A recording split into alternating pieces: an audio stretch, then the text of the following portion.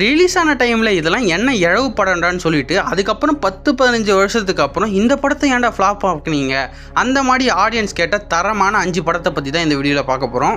5th பிளேஸில் பார்க்க போகிற படத்தோட பேர் சூர்யா அவர்கள் ஆக்ட் பண்ண 24 படம் தாங்க. சூப்பரான ஒரு சயின்ஸ் ஃபிக்ஷன் மூவி. இந்தியன் சினிமாலே வந்து ஒரு பெஸ்ட் சயின்ஸ் ஃபிக்ஷன் மூவின்னு கூட இந்த படத்தை சொல்லலாம். பட் ரிலீஸ் ஆன டைமில் இந்த படம் வந்து பண்ணால் சரியா போல. 4th பிளேஸில் பார்க்க போகிற படத்தோட பேர் கற்றது தமிழ் படம் தாங்க. இந்த படத்தை பொறுத்த வரைக்கும் வந்து பார்த்தீங்கன்னா குளோபலைசேஷன் மூலமாக ஒரு மனுஷன் இந்த சமூகத்தில் வாழ எவ்வளோ கஷ்டப்படுறான்னு சொல்கிறது தாங்க இந்த படம். இந்த படத்தை பொறுத்த வரைக்கும் வந்து பார்த்தீங்கன்னா ஒரு கவிதை மாதிரி சொல்லலாம். பார்க்காதவங்க பாருங்கள். இந்த உலகத்தில் உன் பேரை விட ஒரு பொருத்தமான பேர் கிடைக்க போதா Nandi. You're a divine piece of God.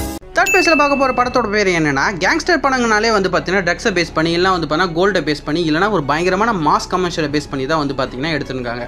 But அந்த டைம்லேயே வந்து பார்த்தீங்கன்னா ராவான ஒரு சூப்பரான கேங்ஸ்டர் படத்தை வந்து பார்த்தீங்கன்னா தமிழ் சினிமாவில் செல்வர் அவர்கள் கொடுத்துருப்பாரு. அதுதான் புதுப்பேட்டை படம்.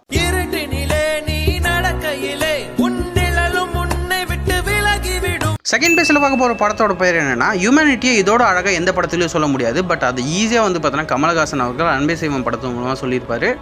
முன்ன பின்ன தெரியாத ஒரு பையனுக்காக கண்ணீர் விடுற அந்த மனசு இருக்கு, அதான் கடவுள். ஃபர்ஸ்ட் பிளேஸில் பார்க்க போகிற படம் என்னன்னா இப்போ தான் வந்து பார்த்தீங்கன்னா தெலுங்கு கன்னடத்தில் வந்து பண்ணால் பேன் இந்தியா படத்தை ரிலீஸ் பண்ணியிருக்காங்க. பட் அந்த டைம்லேயே நம்ம ஒரு தரமான பேன் இந்தியா சம்பவத்தை பண்ணோம். அது என்ன பண்ணோம்னா 1001.